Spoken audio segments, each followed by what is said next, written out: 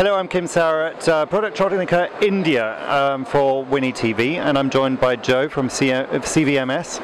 Joe, great to see you here. Now, you've got some experience in the Indian market. You first came here about a year ago, so give us an overview of that experience. Yeah.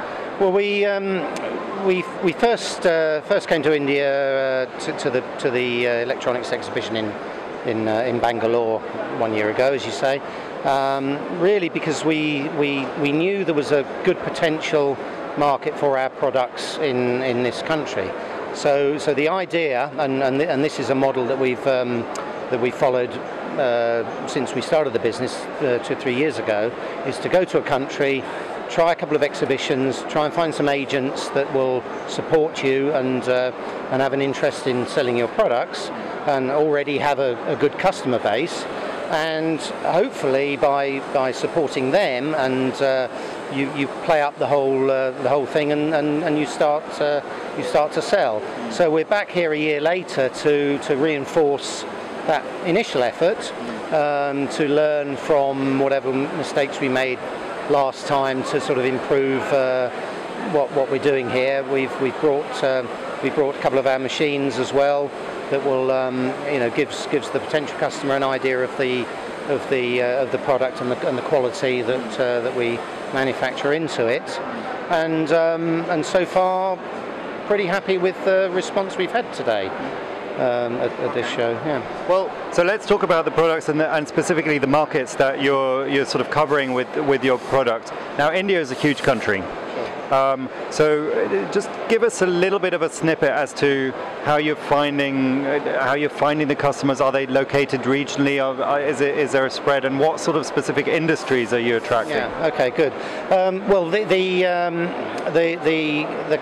potential customers are the fairly traditional manufacturers. So we're looking at the aerospace market, automotive, electronics, defence. Where our products serve a purpose. We make test equipment that helps to enhance the robustness and reliability of our customers' end product, and so we've the agents that we have are already addressing those markets.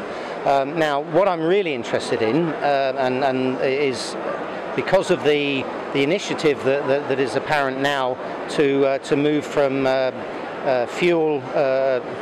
petrol and diesel motors in cars and lorries over to electric.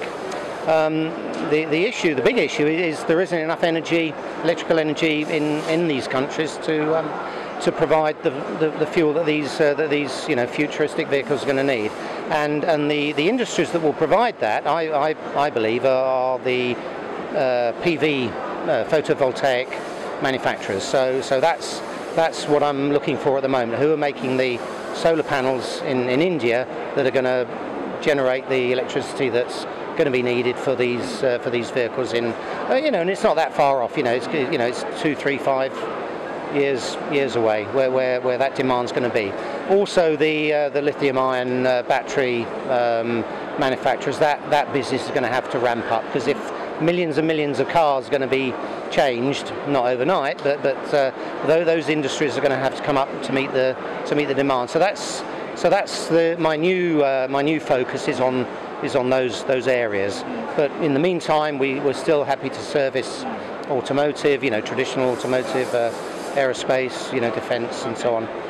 So, last question about the development of the market, because China obviously has had the growth periods, and everybody was manufacturing in China. Yeah. But there's also other regions around, and India being one that people are now really recognizing as a huge potential growth market.